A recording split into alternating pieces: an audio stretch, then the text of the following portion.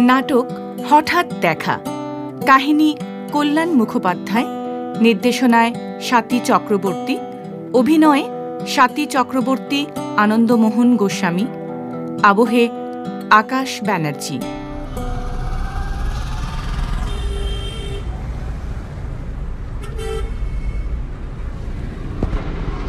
এই যা পড়ে গেল, আহা হা হা গেল, আমার সর্বস্ব গেল।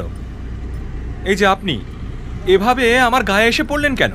আপনি চোখে দেখেননি কি ঘটতে যাচ্ছিল? অটোটাকে বাঁচাতে তো গাড়িটা প্রায় আমার ঘাড়ে এসে পড়ছিল, আর আপনিই তো হাতটা বাড়িয়ে দিলেন। হ্যাঁ, আর সেই জন্য আপনি আমার একবারে গায়ে এসে পড়বেন? নিশ্চয়ই সস্তা দামে সানগ্লাস। গাড়িটা যে এসে পড়েছে সেটা আপনি ঠাউর করে উঠতে পারলেন না। আমার মোবাইলটা তো আপনার জন্য ম্যান হলে পড়ে গেল। এই সেদিন ওটা কিনেছিলাম, আর তার থেকেও বড় কথা সব কিছু ওর মধ্যে ভরা ছিল। এর থেকেও বড় কথা এই লাইট পোস্টটাকেও তো আপনি জড়িয়ে ধরতে পারতেন। লজ্জা করছে না কথা বলতে? একটা মোবাইলের শোকে একজন ভদ্র মহিলাকে এইভাবে অপমান করছেন? আরে মশাই, হাত বাড়িয়ে কখনো ম্যানহোল থেকে মোবাইল তোলা যায় না। আমাকে আমার কাজটা করতে দিন। গায়ে পড়া স্বভাব, বাঁচাবার জন্য হাতটা বাড়ালাম, উনি একেবারে আমাকে জড়িয়ে ধরলেন। দেখুন, একদম একদম বাজে কথা বলবেন না। আপনাকে না জড়িয়ে ধরলে গাড়িটা আমাকে চাপা দিয়ে বেরিয়ে যেত।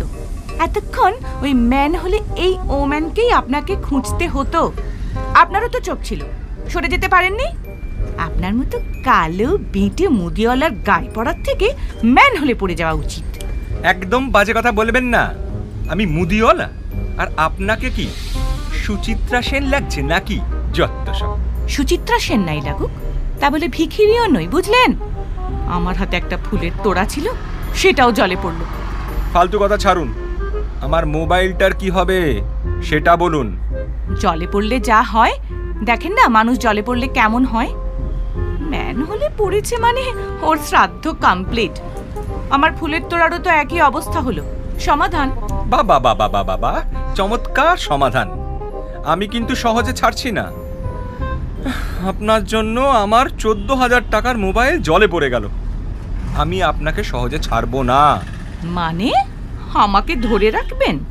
একটা মোবাইল ধরে রাখতে পারেন না, নন্দিনীকে ধরে রাখবেন? শখ কত? মোবাইল আপনার জন্য জলে পড়েছে, তা নয় তো কি স্বর্গ থেকে অপ্সরা এসে লাফিয়ে পড়লো? অপ্সরা কেন, মন্থরারও ইচ্ছে হবে না আপনার গায়ে পড়ার। এই দেখুন, খামোকা অপমান করবেন না।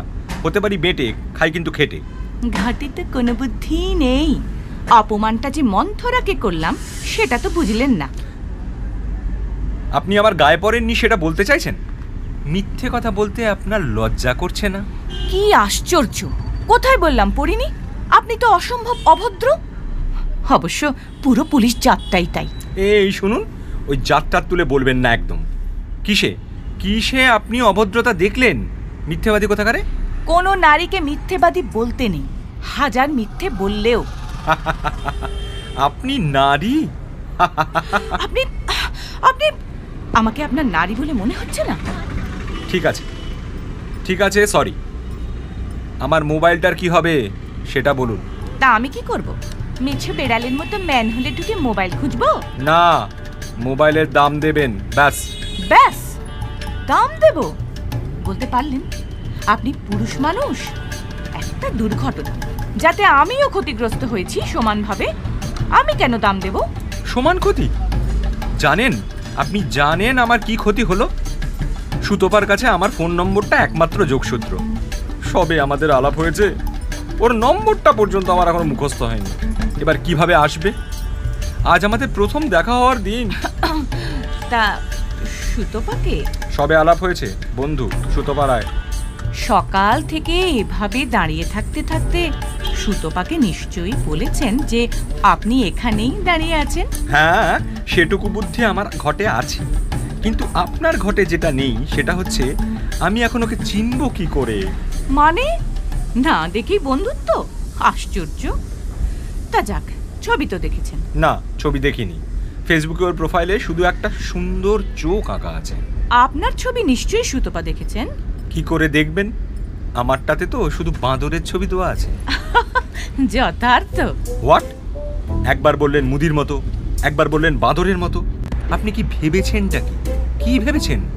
আপনি কখনো নিজের ছবি আয়নায় দেখেছেন? কি বললেন? কি বললেন? রেগে গেলে মেয়েদের এইভাবে অপমান করেন? না, করি না। রেগে গেলে কুল হওয়ার জন্য আমি গান গাই, তখন আমার রাত ঠান্ডা হয়ে যায়। ধুর মশাই, এই গলায় গান? হ্যাঁ, তবে এটা ঠিকই, এবার থেকে প্রোফাইলে নিজের ছবি দেবেন। বাঁদরের ছবির থেকে অনেক বেটার, অনেক ইন্টারেস্টিং। কি বললেন? গান করুন, গান করুন, রাগ কমে যাবে। এমা, আপনার নামটাই তো জানা হলো না। আমার নাম দেবু। শুধু দেবু? হ্যাঁ, দেবু দাস। কি আনরোমান্টিক। দেবু দাস, দেবচন্দন, দেবাঞ্জন, দেবজ, কত কি হতে পারত। নিতেন পক্ষে দেব। এই দেখুন, আমার বাবার দেওয়া নাম নিয়ে ইয়ার্কি করবেন না, বলে দিলাম। না না না, আপনার বাবা মাকে আমার সাষ্টাঙ্গ প্রণাম। তা এখন আমি চললাম। এই কোথায় যাচ্ছেন? আমার মোবাইলের একটা হিল্লে করে তবে আপনি যেখানে খুশি যান, নইলে কিন্তু আপনার পিছনে পিছনে আপনার বাড়ি অবধি ধাওয়া করব। টাকা আমার চাই। হ্যাঁ হ্যাঁ হ্যাঁ, আমার বাড়িতে মানি প্ল্যান্ট গাছ আছে, গিয়ে টাকা পেরে নিয়ে আসবেন। আমি কোন জমিদারের ছেলে?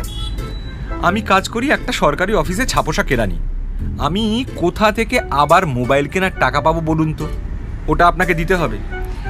আসুন আসুন আসুন, ঝগড়া না করে একটা রফা সূত্র বার করতে চলুন। সামনে আমরা ওই সিসিডিতে গিয়ে বরং বসি। আমি কোনোদিন সিসিডিতে বসিনি, শুনেছি ওখানে নাকি অনেক টাকা লাগে। আচ্ছা বাবা, আমি খাওয়াবো। কফি খান তো, নাকি সেটাও কোনোদিনও খাননি? আসুন আসুন, দাঁড়ান, পেমেন্টটা আগে করে আসি। আমাদের দুটো কফি দিন তো তাড়াতাড়ি। এরা না এত দেরি করে দিতে, সুতবা মনে হয় এতক্ষণে চলেও গেল।